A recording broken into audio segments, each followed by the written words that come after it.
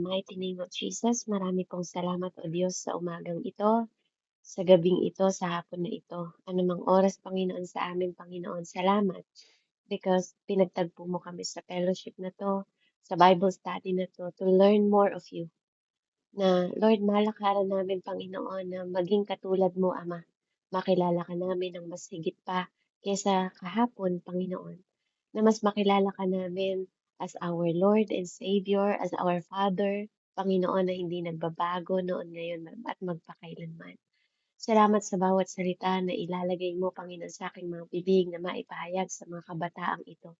Na sa kanilang mga murang edad, Panginoon, makilala nila na may tagapaglikha, Panginoon. May lumikha sa amin. Meron kaming King of Kings and Lords of Lords, Ama, na sinusunod, Panginoon, sinasamba, luluwalhatiin, Panginoon, at pararangalan sa bawat oras ng aming mga buhay, na hindi lang kami nabubuhay sa mundong ito para magliwaliw, magsaya, Panginoon, o sumunod, Panginoon ko, sa daloy, Panginoon, ng buhay sa mundo, kundi may Diyos kaming lumikha para sundin, para parangalan, para pasalamatan, dahil nararapat ka sa lahat, Panginoon, ng kaluwalhatian, Ama at karangal. Kaya Ama, sa mga oras na to, itago mo lang ako sa iyong likuran. Ikaw ang magpahayag at ipaunawa mo, buksan mo ang mga tenga ng mga kabataang ito na magkaroon ng pagpapahalaga sa iyong mga banal na salita kung paano silang nagpapahalaga, Panginoon, sa kanilang mga aralin sa eskwelahan, higit sa iyong mga salita ma yung atensyon nila, Panginoon, na makuha, Panginoon ko, sa pamamagitan ng iyong mga banal na salita, O God, na magbago at mag-transform ng kanilang buhay. Yung mga salita mo, Panginoon, na tabak, Ama, na magkabilang talim, na tatarak, Panginoon, at tatagos sa aming mga buto at kaluluwa, Panginoon, in the mighty name of Jesus. Maghari ka sa kanilang mga buhay, Panginoon. Maghari ka sa aming mga buhay. Salamat sa presensya mo sa araw na to, sa pangalan ng iyong bugtong na anak na si Jesucristo, sa ngalan ng Ama, Anak, at Espiritu Santo. Amen. Praise God. So pag-aaralan natin yung about God's love. Okay? So we are learning sa series po ng Uncommon Life. So when you believe God, amen, kapag tayo naniniwala sa Panginoon at tayo ay tinawag ng Panginoon, our life is not the same. Kaya nga sabi 'di ba sa Galatians 1:2, hindi na ako nabubuhay sa sarili ko, kundi nabubuhay na ako para sa Panginoon. Amen. Ang buhay na 'to, 'di ba sabi niyang gano'n, hindi na yan tulad ng dati, kundi bagong nilalang ka na. Ikaw ay nabubuhay para kay Jesus Christ. So siguro, 'pag yun yung naging dahilan natin sa buhay natin, tayo ay nabubuhay para sa Panginoon, hindi na tayo nabubuhay para sa sarili natin, ibig sabihin wala ng atin. Amen? Hindi pinipigil ng Panginoon na mangarap kayo, hindi siya selfish na Diyos na hindi niyo matupad yung mga pangarap niyo, pero tinuturuan tayo ng Diyos na mamuhay kasama niya para mas madaling abutin yung mga pangarap niyo. Amen? So, purihin ng Diyos. So, sa mga istorya na papakinggan natin ngayon is tuturuan tayo how to build. Amen? So, paano mo nararamdaman na mahal ka ng Diyos, Bien? And Princess, paano mo nararamdaman na mahal ka ng Diyos? Ano ba, kapag yung pagdilat mo pa lang sa maga, yun Okay, feel mo agad Princess, na ikaw. paano mo Ako na nararamdaman yung pag-ibig ng Diyos? yung dun pa lang po sa part na humihinga pa tayo, alam ko na agad na mahal tayo ng Diyos. Amen. Kasi binigyan po tayo ng buhay na hanggang humihinga tayo, mararamdaman mong mahal ka talaga ng Diyos. Amen. Praise the Amen. Lord. Because God is life, di ba? Jesus is life. Sabi, kung gusto mo magkaroon ng buhay, amen? Denise, how you feel the loves of God, the love of God? Napipil ko, yung bago pa lang po tayo, maisay lang sa mundo, dun na po mapipil natin na, love tayo ni God kasi binigyan po tayo ng buhay niya para mabuhay at opportunity na rin para maano na rin po dito sa mundo at saka paano po natin mapipil yung love ni God is yung kahit walang-wala ka na, nagbibigay siya ng isang tao para ma-sustain mo po yung financial mo. Ayan. Amen. Because God is good. Amen. God is provider. Lian, Kylie, paano niyo nararamdaman yung pagmamahal ng Diyos? Iba't ibang Puwede po pakiulit ng tanong? Paano niyo nararamdaman ang pagmamahal ng Diyos? Sa pamamagitan po like kasi po He works in mysterious way po kaya medyo ano po siya like pero minsan po, nafi-feel ko naman po yung presence niya at pagmamahal niya po by halimbawa yung mga simple na bagay, by waking me up in the morning tapos binibigyan niya po ako ng blessings every day, every week, every second. Tsaka yung mga pagkain po na binibigay niya po sa'kin, isa part na din po yun para ma-feel ko po yung pagmamahal niya sa'kin. Tsaka yung hindi Amen. niya po ako pinapabayaan, ayun Yes. po. Almost lahat, no? Lahat ng mga bagay, pwede nating makita yung pagmamahal ng Panginoon, di ba? Biruin niyo, sinilang pa lang tayo. Saan kaya galing 'tong puno na 'to, 'di ba? Yung nanay mo, yung tatay mo, 'di ba bata ka pa lang, 'di ka pinapabayaan. 'Pag nakikita mo yung sky, kahit saan ka tumingin, you see the love of God. Amen? Kaya napakahalaga ng pagmamahal. Kasi ang pagmamahal, hindi 'to emosyonal. Ang pagmamahal, hindi siya emotion. Kasi kung emotion lang ang pagmamahal, alam niyo, 'pag nagalit na sa atin ang Diyos, 'di na tayo niya mahal. Tama?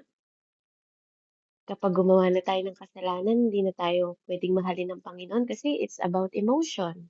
Amen? So, I want you all to understand that love is not emotion. Hindi siya emosyon na katulad ng feeling ninyo. Amen? Love is a decision. Decision ng pagmamahal. 'Di ba? Kaya nga yung magulang ninyo, kahit ang tigas-tigas na ng ulo ninyo, we always choose to love you. Kasi anak ka namin, 'di ba?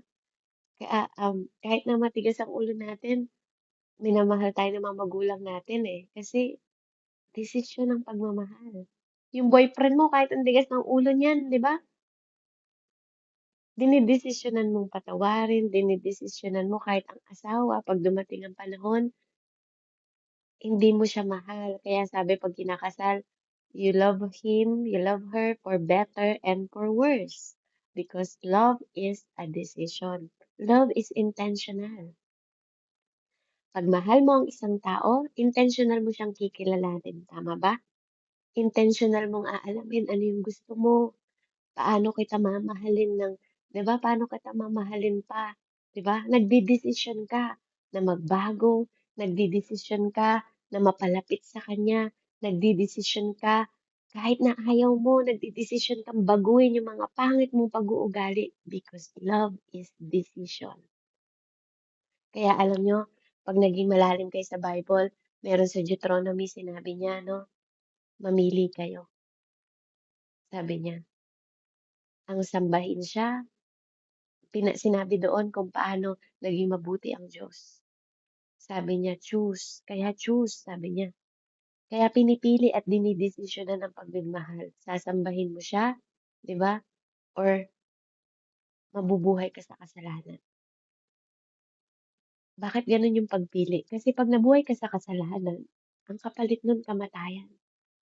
Pero kapag nabuhay ka para sa Diyos, ang kapalit nun buhay. Amen? Kaya gusto ko maunawaan din yung mga kabataan habang bata pa kayo, yung pag-ibig ng Diyos. At kung paano yung pag-ibig natin sa Diyos. Amen? So gusto kong malaman ninyo that love is decision. What you believe about God's love determine how you respond to God's call.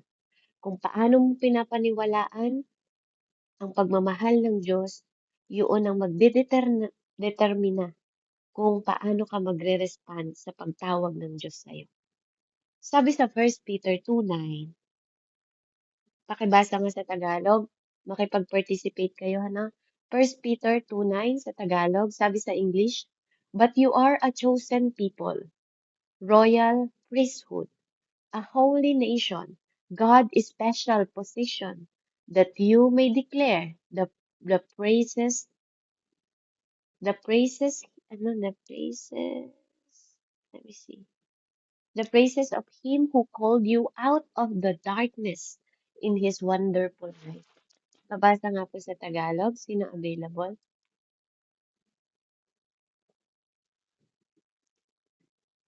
1 Peter 2:9.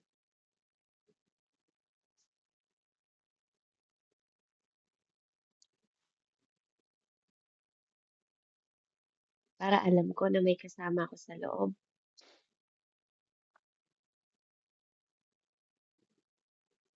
Meron po ba nakakita sa Bible ninyo?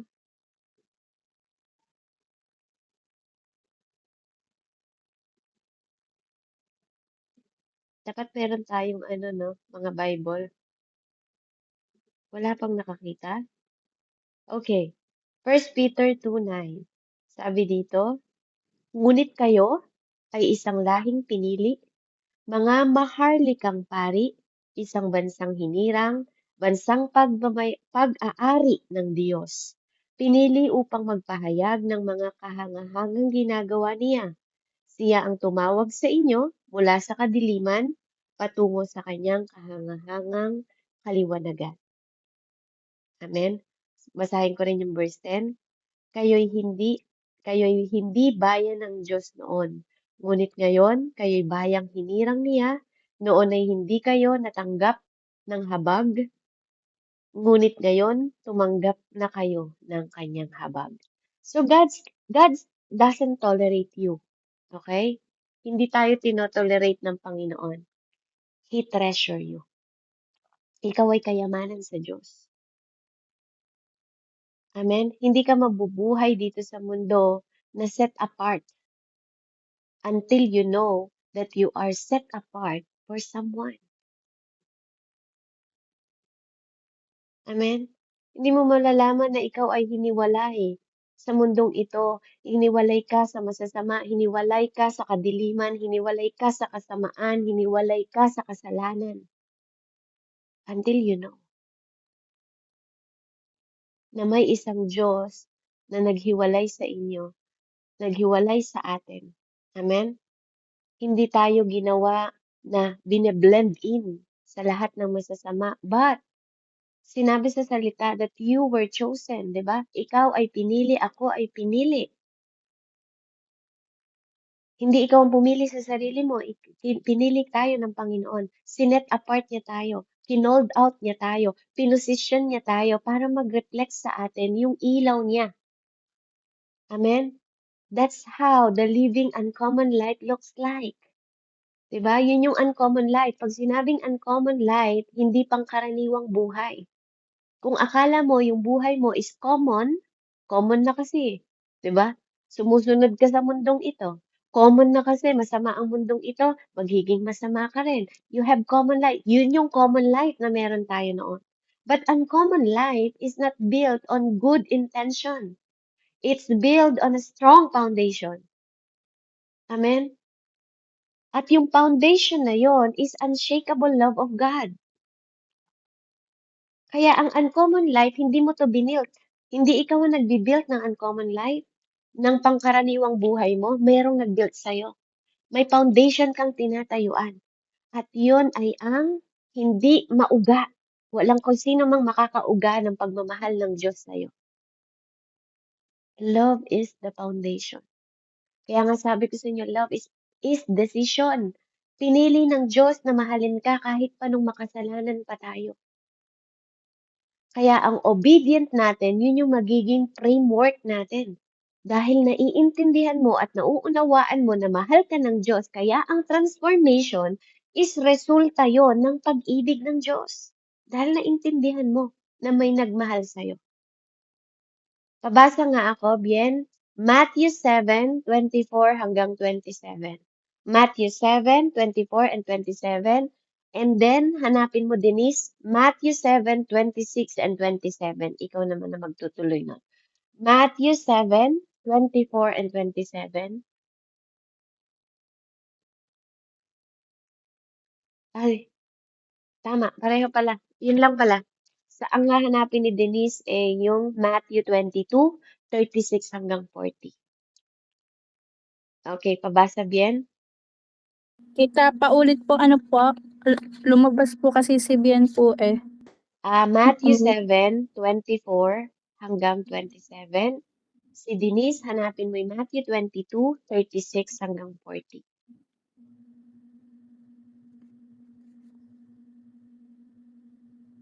Okay, Kayla. Sige po. Matthew 7:24 hanggang 27.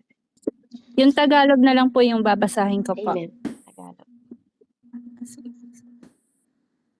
Ayon po dito, kaya at ang bawat nakikinig sa aking mga salitang ito at nagsasagawa ng mga ito ay matutulad sa isang taong matalino na nagtayo ng kanyang bahay sa ibabaw ng bato. At umulan ng malakas at bumaha at humihip ang mga hangin at hinampas ang bahay na iyon, ngunit hindi iyon nagiba, sapagkat nakatayo sa ibabaw ng bato. At ang bawat nakikinig sa aking mga salitang ito at hindi nagsasagawa ng mga ito ay matutulad sa isang taong nguwal na nagtayo sa kanyang bahay sa buhanginan. At umulan ng malakas at bumaha at humihip ang mga hangin at hinampas ang bahay na iyon. At ito ay nagiba at naging napakalaki ng paggiba nito. Amen. Amen. So, yung dalawang tao na yun, no, yung pinakinggan mong dalawa, 'di ba? Therefore, anyone who hears, sabi niya. So, ibig sabihin, hindi lang isa, 'di ba? Hindi lang dalawa, maraming nakakarinig ng salita ng Diyos. I want you to pay attention. Maraming nakakarinig ng salita ng Diyos. Pero sabi niya dito, put them into practice. Amen. Kaya dito, no, dinidefine nito yung mga taong nagtatayo ng tahanan. Pare-parehong nakarinig ng salita ng Diyos, pero yung respond nila sa narinig nila, yun yung magkakaiba. Kaya gusto kong marinig ninyo at mapakinggan ninyo to kasi kayo din ngayon nakakarinig na kayo ng salita ng Diyos, pero paano kayo nagre-respond is mahalaga. So let me tell you, bakit ang pagbibuilding ng God's love is yun yung foundation to everything? Bakit? Bakit yun yung foundation sa lahat ng bagay? Sabi dito, no, ang obedience, ang pagsunod sa Diyos without love, kapag wala kang pagmamahal, ay magiging religion. Okay? Hindi gusto ng Diyos na maging religious lang kayo. Hindi gusto ng Diyos na sumisimba ka lang, nagbubutas ka ng bangko, and then lalabas ka after, then gagawin mo yung same pa rin na ugali mo, same pa rin na way mo, same pa rin na habit mo, same pa rin na ikaw. So kapag nasa pagmamahal ka ng Panginoon Diyos, 'di ba? Yung obedient mo become transformational. Natatransform ka. Tuwing narinig mo yung salita ng Diyos, 'di ba? Merong tumatarak sa puso mo. Nagkakaroon ng pagbabago yung buhay mo tuwing nandito tayo. Amen. Kaya ayaw niyang maging religious people tayo. Bakit? Basahin mo nga.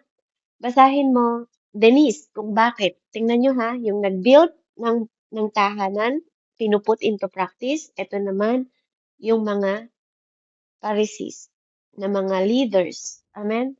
Okay, Matthew 22:36, 40.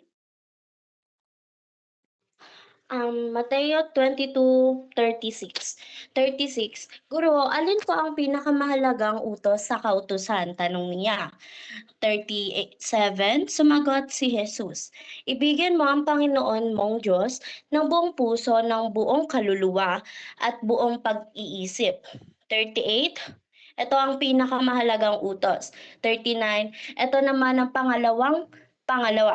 Ibigin mo ang iyong kapwa gaya ng pag-ibig mo sa iyong sarili. 40, sa dalawang utos na ito nakasalalay ang buong kautusan ni Moises at katuruan ng mga propeta. Amen.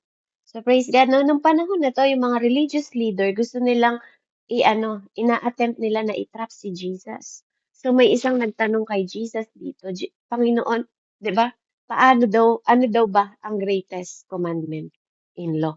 So sinabi niya, mahalin mo ang Diyos, 'di ba? Ng buong puso, buong kaluluwa, buong mind. Amen?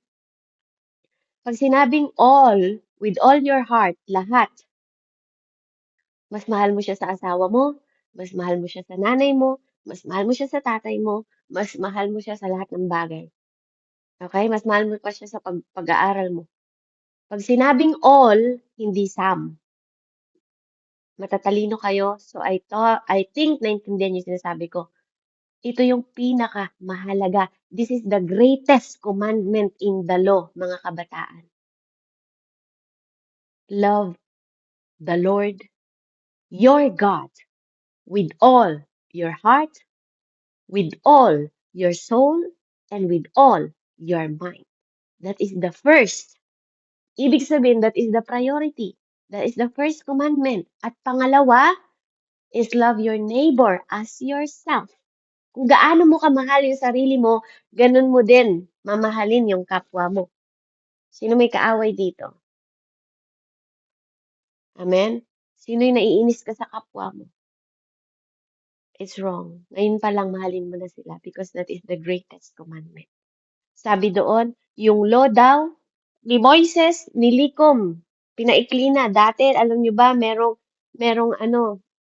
nung time nila, merong 613 law ng mga Jewish people na tinatry nilang ikip sa Old Testament. Alam nyo ba na meron silang 248 na kailangan nilang gawin at 365 na hindi nila pwedeng gawin. So, constantly nagde-debate sila kung anong mas mahalaga at mas importante.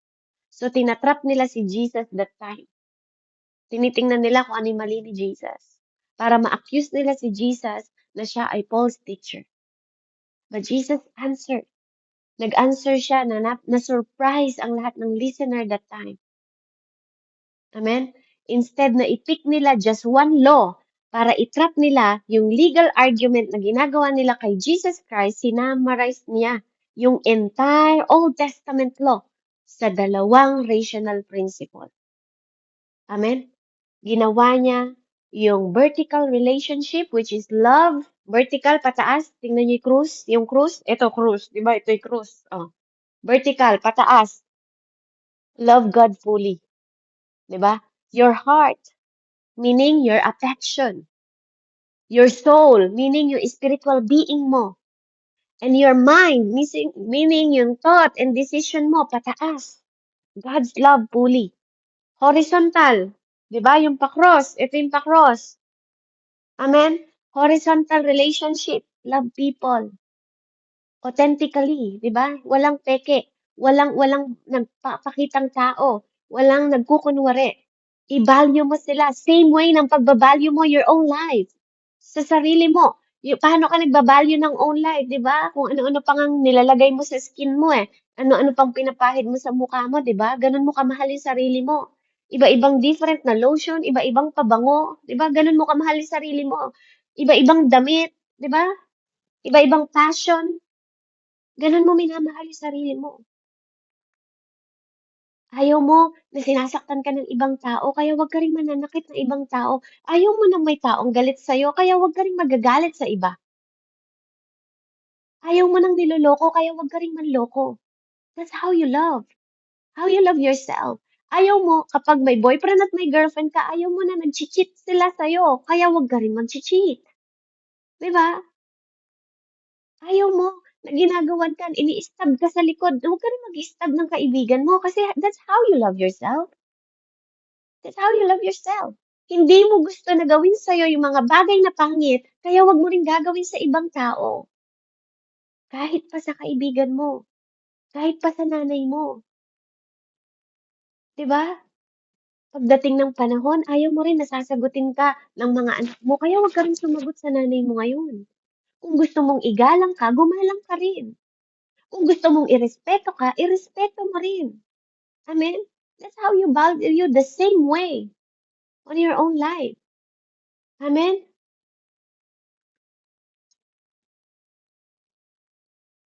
Kaya napakahalaga. It's not about religious life. It's about reality. It's real. Nandito tayo sa totoong buhay. Hindi tayo nagkukunwari. Diba? Kaya napakahalaga. Why it's matter. Nandito tayo sa rational realities. Amen? Kaya we can live your life checking boxes. Mag-check ka. Diba? Pumupunta ka lang ba sa church para pakita yung bago mong damit? Diba? Madalas ganun eh, nagsisimbang gabi. Pumupunta ka ba sa church para manalangin talaga? Binibigay mo ba yung buong-buong ikaw? Amen? But if you love God, alam nyo, pag mahal mo ang Diyos, madidriven ka nito sa totoong paglilingkod. Wala kang mamimiss na point. Katulad ng pagmamahal mo sa boyfriend mo. Sa lahat ng bagay, gusto mo, nagagawa mo. Kasi dinidesisyonan mo yun eh. Kaya living the uncommon life, si Jesus, ini-invite niya tayo to live, not about religious rules. Hindi lang sa rules. It's about rational realities. Relasyon ang gustong buuin ng Diyos sa atin, hindi religion. Kaya minsan maririnig yung mga tao, hindi naman to about sa religion eh. It's about relationship sa Diyos. Kasi kapag wala kang relasyon, di ba, wala kang transformation.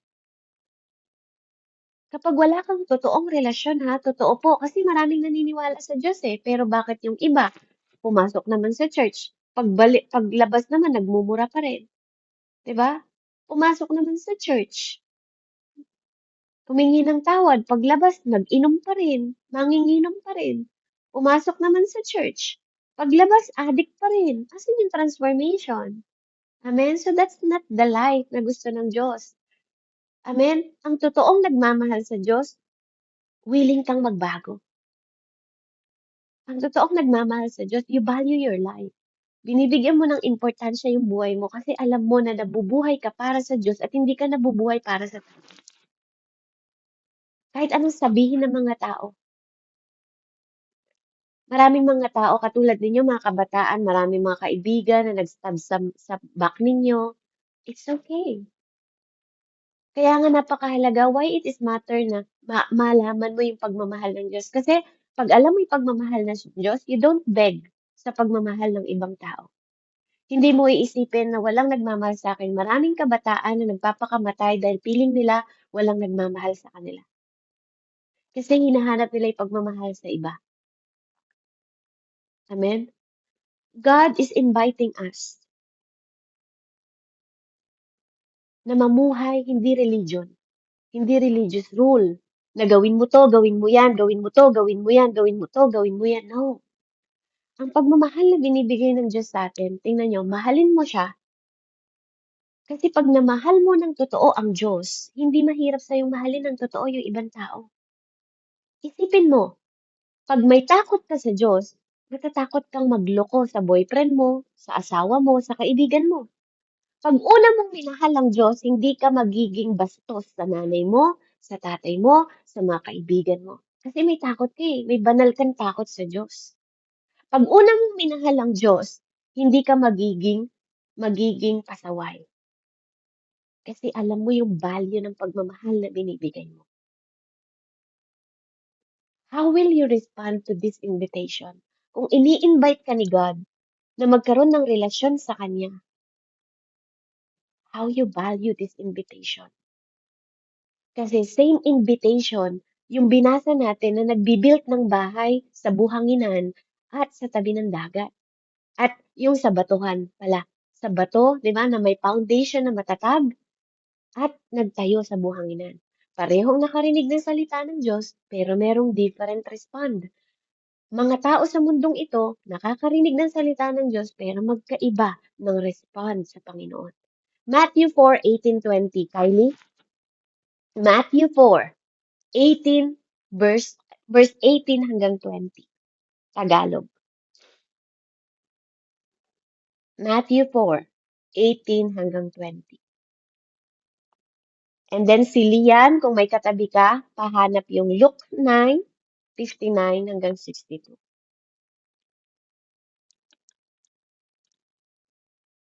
Kylie, are you there? Para alam kong nagpe-pay attention kayo. Po. Opo, andito po kami. Matthew 4, 18 to 20. And then Lian, Luke 9, 59 hanggang 62. Can you kindly read?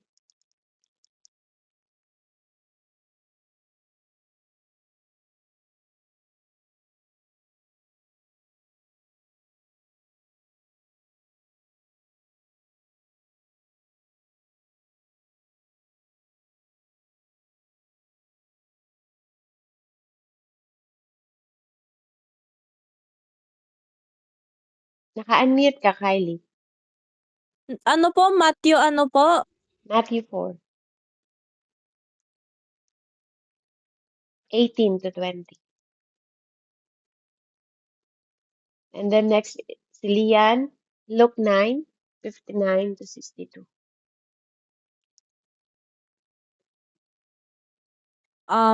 Ito po ba yung as Jesus was walking beside the Sea of Galilee, Galilei. Yes, Gali Tagalog, Gali please. Tagalog, please. Tagalog. wala po akong Tagalog eh. Okay lang po Okay. ba kahit English? Okay, sige, English.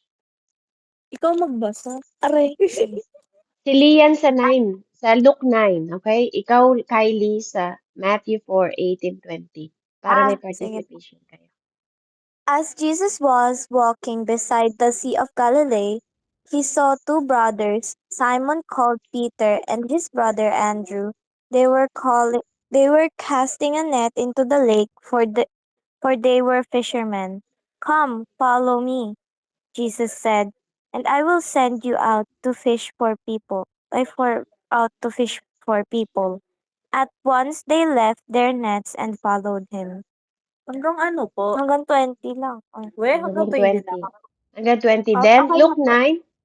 9. Thank you, Kylie. Then, Luke 9, 59 to 62.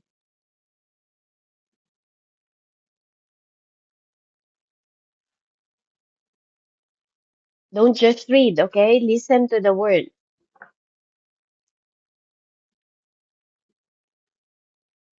Luke 9, 59 to 62. So, yung first, sabi niya doon, minsan, naglalakad si Jesus sa tabi ng lawa ng Galilea. Nakita niyang naghahagis ng lambat sa lawa ang dalawang mangingisda, si Simon, na tinatawag ding Pedro, at ang kapatid niyang si Andres.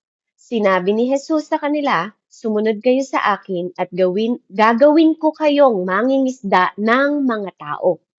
Noon din, iniwan nila ang kanilang mga lambat at sumunod kay Jesus. Okay, Luke 9, 59 to 62. Lian.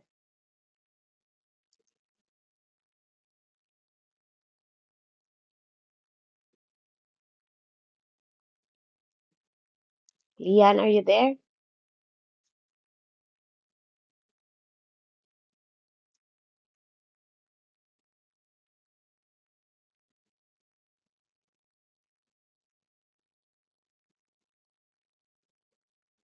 Naka-unmute ka ba?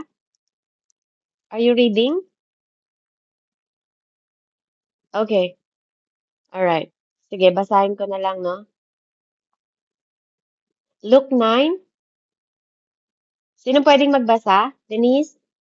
59 to 62. Bien? Luke 9, 59 to 62 po. Opo. Ayan. 59. At sinabi naman niya sa isa, sumunod ka sa akin. Ngunit sumagot ang mga tao, Panginoon, hayaan lang po muna ninyo. Maipalibing ko ang aking ama. 60. Sinabi ni Jesus sa kanya, hayaan mo ang mga patay ang magpalibing Maglibing. sa kanilang magpalibing sa kanilang mga patay. Ngunit humayo kayo at ipahayag mo ang tungkol sa paghahari ng Diyos. 61, may isa namang nagsabi sa kanya, susunod po ako sa inyo, Panginoon. Ngunit hayaan niyo na niyong magpaalam muna ako sa aking mga kasambahay. 62. At ganito naman ang tungo ni Jesus. Ang sino mang nag-aararo at palingon-lingon ay hindi karapat-dapat sa kaharian ng Diyos. Amen po. Amen. So what's the difference, Denise? Ano yung pagkakaiba ng binasa ni Kylie sa binasa mo? Can you see? Nung sinabi, follow me, sabi ni Jesus, kay Simon at kay Pedro at kay Andres. Kylie, what is the difference?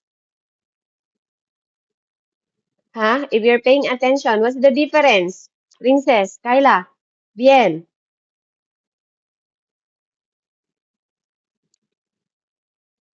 Can you see the difference nung binasa ng Matthew 4, then compare sa Luke 9? Nung sinabing, follow me, sabi ni Jesus kay Andres, di ba? Nang nangingisda siya. Ang difference po ay yung ano po sa Matthew 4 is sumunod po agad sila kay God. Tapos yung Lucas 9 naman po is yung paling nag-aano pa po sila, nag-hesitate at saka tawag nito, nangangatwiran pa po na baka po pwedeng ganyan, ganyan. Madami po silang ano, gusto pa pong gawin pero hindi pa po nila sinusunod yung sinasabi ni God. Ayan, Amen. amen. That's right. That's right. Iba't ibang tao na nakarinig ng salita ng Diyos at mismong si Jesus Christ ang nagsasabi sa kanila nun, ha? Okay? So maybe ikaw yun. Maybe sinasabi ni Lord, follow me, pero ang dami mo pang dahilan. Ang dami mo pang katwiran. Is it bad? Napaka-rude ba ni Lord nung sinabi niya dito? Sabi niya, samantalang sila'y naglalakad. Okay. Ano nung sabi ko doon? 59, no? Okay, sabi niya dito, at sinabi naman niya, sumunod ka sa akin, sabi ni Jesus, dun sa lalaki. Ngunit sumagot ito, Panginoon, hayaan lang po muna ninyong maipalibing ko ang aking ama. Namatay yung kanyang ama. Mas pinapahalagan niya yung namatay kaysa sa tinatawag ni Lord na sumunod. Kaya love is decision. Mga anak, love is decision. Kaya minsan sasabihin niya, maintindihan naman ako ni Lord eh. Imagine, tatay niya to, ililibing niya, ha? Anong sabi ni Jesus sa kanya? Anong sabi ni Jesus? At sinabi naman niya, sabi niya doon, sa 59, no? 59. Sabi niya, sinabi ni Jesus sa kanya, si Jesus ang nagsabi nito, ha? Hayaan mo na ang patay ang maglibing sa kanilang mga patay. Is that rude? Diba? Parang sinasabi ni Jesus, hayaan mo ang patay ang maglibing sa kanilang patay. Sumunod ka sa akin, yun ang sinasabi ko sa'yo. Amen? Diba? Then yung isa, may isa naman nagsabi sa kanya, susunod po ako. Panginoon? Tinawag niya pang Panginoon, ha? When you say Panginoon, your Lord, dapat ikaw masusunod. Pero sa niya, susunod po ako, Panginoon. Ngunit, but, hayaan ninyong magpaalam muna ako sa aking pamilya. At ganito naman ang tugon ni Jesus. Sino mang nagsisimulang mag-araro, ngunit panay naman ang lingon, ay hindi karapat-dapat sa kaharian ng Diyos. Siguro akala niyo hindi kayo seryoso sa paglilingkod sa Diyos, no? Sandali lang, Lord. Gagawin ko muna to. Sandali lang, Lord. Kasi mostly na mga kabataan, di naman talaga nagbabasa ng Bible. Akala niyo sapat na nakilala niyo Diyos? Kailangan niyo ng obedient. Kailangan natin ng obedient. And you have to understand that both builders na nakarinig ng same word, both pace na nag-same sa storm, katulad ng unang binasa ni Kayla kanina. 'Di ba? Yung mga yon, lahat sila nakarinig ng salita ng Diyos. Lahat sila. Pero nagde-define kung paano sila nagre-respond sa Diyos. Iba-iba. Si Peter, nung tinawag siya kay kapatid niya, binaba nila yung lambat, sumunod sila sa Diyos. Amen? Kaya napakahalaga ng pag dinidefine yung difference, di ba, was not information. Ang difference ng uncommon life, hindi yung narinig nyo lang yung salita ng Diyos. Nadinig yung impormasyon, eto yung gagawin nyo, pero wala naman kayong transformation. Walang pagbabago. Lahat nakakarinig ng salita ng Diyos, pero ang problema ng mga tao sa mundo, bata matanda, may ngipin at wala, nag-expect si Lord ng respond, ng pag-ibig din sa Kanya. Hindi naman siya namimili ng taong lalapit eh. Yun yung love ng God eh. Mahirap ka o mayaman ka, pwede kang mahalin ng Diyos. May pera at wala ka, pwede kang mahalin ng Diyos. May ngipin at wala ka, pwede kang mahalin ng Diyos. Di ba? Alam mo yung tama at mali, pwede kang mahalin ng Diyos. Hindi lang minamahal ng Diyos dahil alam mo yung tama. Mahalin mo ang Diyos at ituturo niya sa'yo tama. It's not about ikaw yung nagbi-build ng relasyon sa Diyos. It is how God want to build you. Gusto ng Diyos na i-build ka. Diba? God, it was building their life on it. Diba? Paano mo binibuild yung buhay mo doon?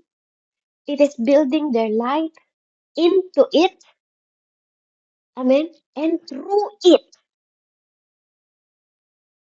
Napakahalaga nun. Jesus is crystal clear, napaka-clear, napaka-linaw. Hearing is not enough. Yung narinig mo yung salita ng Diyos is not enough. Agreement is not enough. Oo, tama yan. Yan nga yung sinabi ng Diyos. Oo, tama nga yan. Huwag ka daw gumawa ng mali. Tama nga yan. Narinig mo yung informasyon, but it's not enough. Admiration is not enough. I love you, Lord. I love you, Lord. Di ba? It's not enough. Hindi enough na narinig mo lang. Hindi enough na nag-agree ka lang. Hindi enough na nag-admire ka lang. Pwede ba na narinig mo lang sa boyfriend mo, mahal kita? Yes, nag-agree ka. 'Di ba? Yes, ina-admire mo siya, minamahal mo siya. Pero wala siyang application. Sinabi niya, I love you, pero nahihirapan ka na, hindi ka pa rin niya tinutulungan. Sinabi niya, I love you, kasi love is action. Application is everything. Kahit ilang beses sasabihin sa'yo ng asawa mo, kahit ilang beses sasabihin sa'yo ng nanay mo na mahal ka niya, kung di ka niya inaasikaso, kung di ka niya pinapakain, hindi ka niya dinadamitan, hindi ka niya mahal. Kasi walang magulang na pinapabayaan ng anak. At walang boyfriend na pinapabayaan ng girlfriend o girlfriend na pinapabayaan ng boyfriend o asawa na hindi pinapakain ng asawa at mga anak o asawa na hindi binibuild, di ba, ng houses, ng future ang kanilang mga anak. Walang pagmamahal na puro ngawa. Ang pagmamahal may gawa. You choose. May gawa. The strength of your life tomorrow is being determined by the foundation you're building on today. Kung anong binibuild mo ngayon, yun yung para bukas mo. Not just what you listen, but what you live by. Hindi ka magiging honor student kung pinakinggan mo lang si teacher at hindi mo in-apply yung tinuro niya. Hindi ka papasa. You have to apply what you heard. Amen? So if you love that Jesus, hindi ka lang mag-iimbento ng bagong things. Hindi to bago. He was showing that the heart behind God's command had always been about love. Laging pag-ibig. Pagmahal mong isang tao, pagmahal mo yung kaibigan mo, di ba? Laging may application yon. Kasi maraming tao na nagbi-build on saan? Sa ability, sa talent mo, sa approval mo. Amen? Pag success ka, even sa spiritual, pero kahit ma-approve mo yan lahat, kahit magkaroon ka pa ng talent, ang talented mo, but without love, pag wala kang pag-ibig, magkukolaps ka. Magsishake yung buhay mo. Amen? So the truth is, we don't need a prettier house. Di naman natin kailangan ng magandang bahay. You just need strong foundation. Amen? So anong dapat? Start with love and stand on love. Because God is love. Kapag may foundation ka ng love, you start with love, you stand on love. Amen? Kapag nag-respond ka ng love, pag may pagmamahal ka, diba? Pag nag-respond ka sa love, you will build your life on love. Amen? So if we are going to live the uncommon life, Jesus has invited us to live. Kung tayo mabubuhay, kung how God inviting us, live love. Mabuhay tayo na may pagmamahal. Kasi sabi sa Bible, ang taong hindi nagmamahal ay taong walang Diyos. Kahit pa maging talented ka, kung wala kang pag-ibig, walang kwenta. Kahit pa sobrang talino mong anak, kung wala kang pag-ibig, wala rin kwenta. 'Di ba? So live love. Pinapamuhay ang pagmamahal, hindi sinasabi. Pinapamuhay ang pagmamahal, hindi lang pinapakinggan.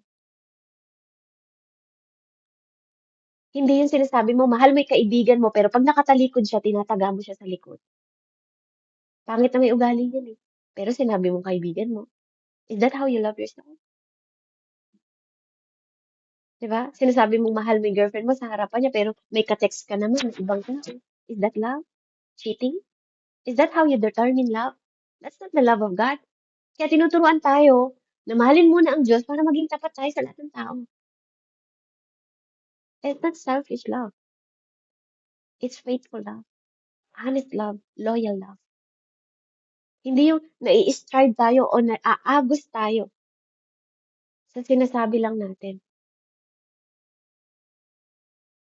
Ang pagmamahal hindi nadidelay. Pwede ba yung, naplatan ako, bien, napalatan yung gulong ng bike ko dito sa Dupinga. Di ba sa lugar namin, sa Nueva Ecija. Di ba? Sasabihin ba ni Bien na, okay, pupuntahan kita dyan bukas. Ha? Is that love? Emergency na nga, bukas mo pa pupuntahan. Is that love? Diba? Siyempre, pupuntahan mo siya ngayon. Ngayon siya naplatan, bukas mo pupuntahan. Diba? Hindi siya delay. So first, here's, here's how we do it, okay? First, accept God's love. Tanggapin natin yung God's love. That's the first thing para tayo paano tayo binibuild ni love. Tanggapin natin yung love niya. Accepting God's love can be challenging for many. Maraming tao ang nag-challenge sa God's love. We live in this world. Nabubuhay tayo sa mundong ito. We're accepting. Acceptance is earned. Ina-earn po ang acceptance. 'Di ba? Kailangan mong matanggap yung sa social media. Kailangan mong matanggap yung sa trabaho mo, sa ayaw at sa gusto mo. Tatanggapin mo yan kasi yun ang trabaho mo. Sa ayaw at sa gusto mo, tatanggapin mo yung boss na yun sa ayaw at sa gusto mo. Sa ayaw at sa gusto mo, sa eskwelahan mo, tatanggapin mo yung teacher na yun sa ayaw at sa gusto mo. Even in your family system. Sa ayaw at sa gusto mo, nanay, tatay mo yan. But God's offer unconditional acceptance at the very start. Amen? Si Jesus, ino-operan tayo ng unconditional acceptance at the very beginning pa lang. God's love is not a reward for your performance. Hindi mo kailangan mag-perform bago ka mahalin ng Diyos. Hindi nyo kailangan maranasan na binibigay niya po kasi provision ko araw-araw. Nililigtas niya po ako araw-araw. You are saved because God loves you. Sa simula pa lang, sa sinapupunan pa lang ng nanay mo, iniingatan ka na niya. You don't have to build. Wala kang kailangan i-perform sa Diyos bago mo maranasan yung pagmamahal niya. Wala kang kailangan i-build. Kaya minsan, akala nyo, makasalanan po ako, Lord, hindi ako kayang lumapit sa'yo. Lord, Marami kasi ang kasalanan, hindi po karapat-dapat. You don't have to. Because ano man yung starting point mo, gusto mag-start ng Lord ng relationship, kahit ano ka pa. Pabasa nga, Roman 5:8. Kylie, Roman 5:8. Kung sino makakakita ng mabilis, Roman 5:8. Bien, Denise. Ito na po. Sabi po sa Roman 5:8, ngunit ipinadama ng Diyos ang kanyang pag-ibig sa atin sa pamamagitan nito. Noong tayo'y mga makasalanan pa, si Kristo ay namatay para sa atin. Amen. Amen. Noong tayo'y makasalanan pa, nung makasalanan ka pa, Kylie, Bien, Lian, Denise. Amen? Ako. So, anong binilt natin? Imagine, common sense lang. You're a student, you know, right? While we are still sinners, Christ died for us. Hindi ka pa pinapanganak. He died for you. God didn't wait for us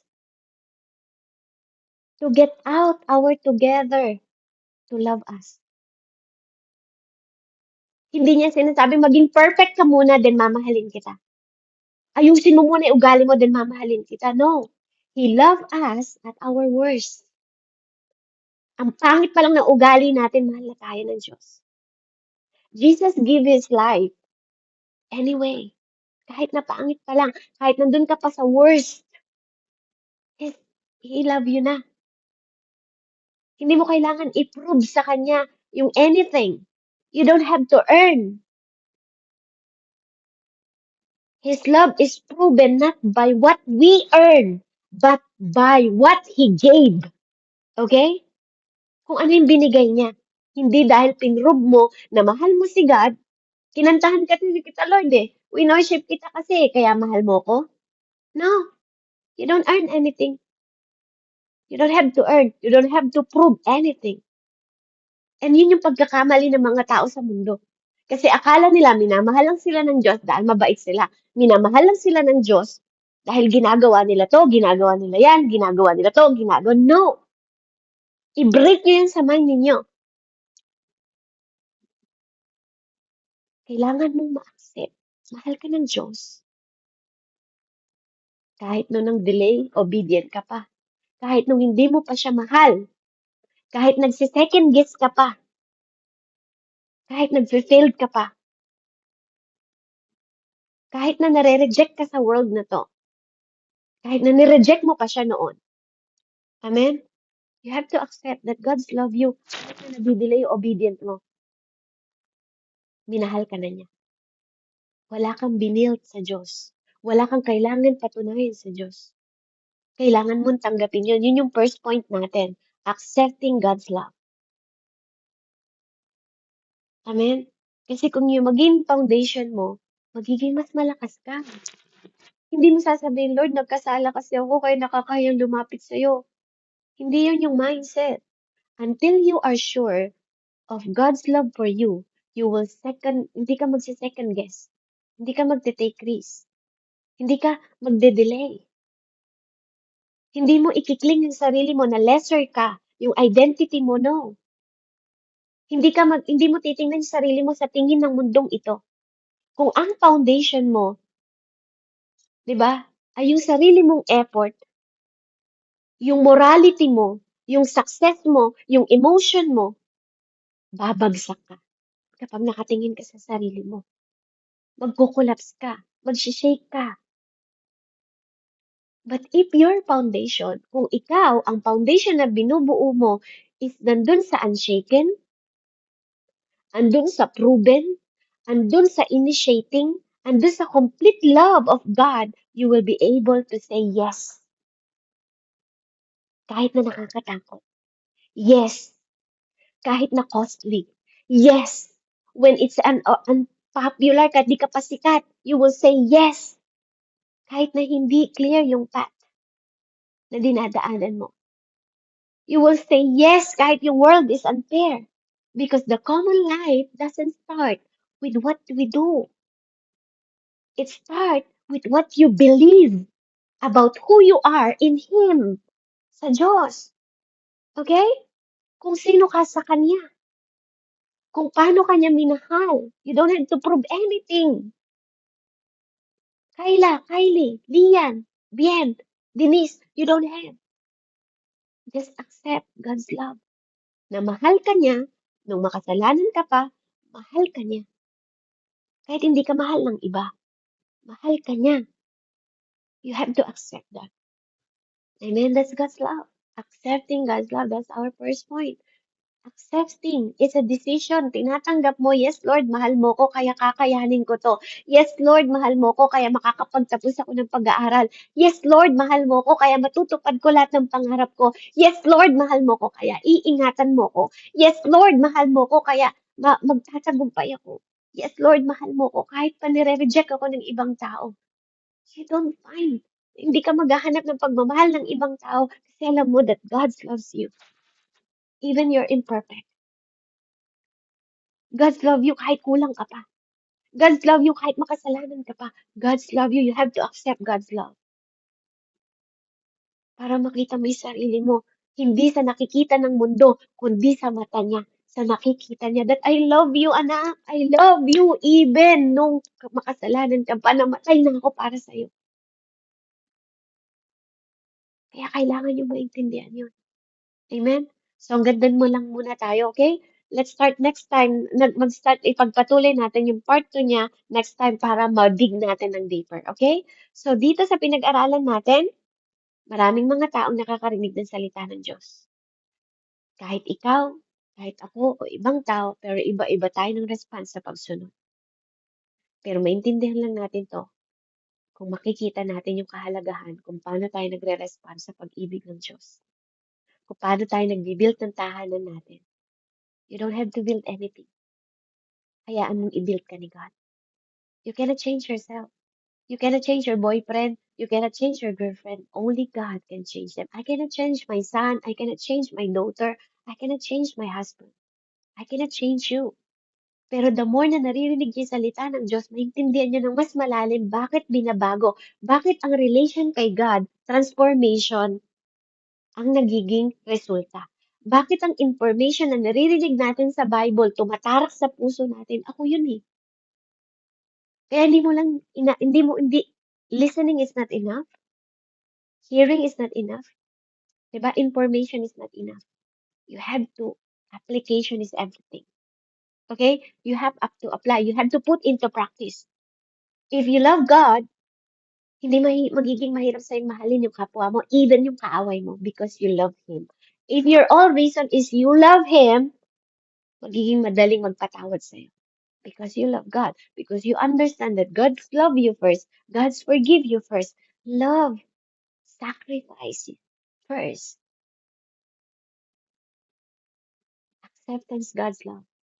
Next week, pag-aaralan naman natin yung second point na depend your relationship. Okay? So praise God. Let's pray. Close natin. Heavenly Father, we praise you. We magnify your name of message today, Panginoon, na tumatak sa puso at isip ng mga batang ito. How they start to live, how they start to build foundation, Panginoon, na maging matatag sila because of your love, not our love for you. We can fail, Lord. But if we start our love na ang foundation namin ay ikaw, we don't reject. But you built us, Panginoon. Hindi namin kailangan mag-prove ng sarili namin. Because you love us even we are sinner, Panginoon. Even before, bago pa kami pinanganak. You've proven your love sa amin, Panginoon. Kaya Lord, maraming salamat po. Hindi mo kami minahal dahil sa mga bagay na ginawa namin. Minahal mo kami dahil mahal mo kami. Maraming salamat, Panginoon, sa pangalan ni Jesus. Amen and amen. Praise God. Back to you, Ate Jolly.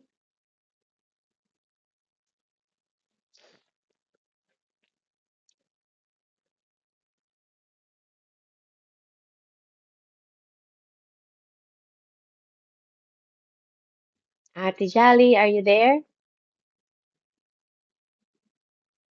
Amen, Sis Kel. Thank you so much po.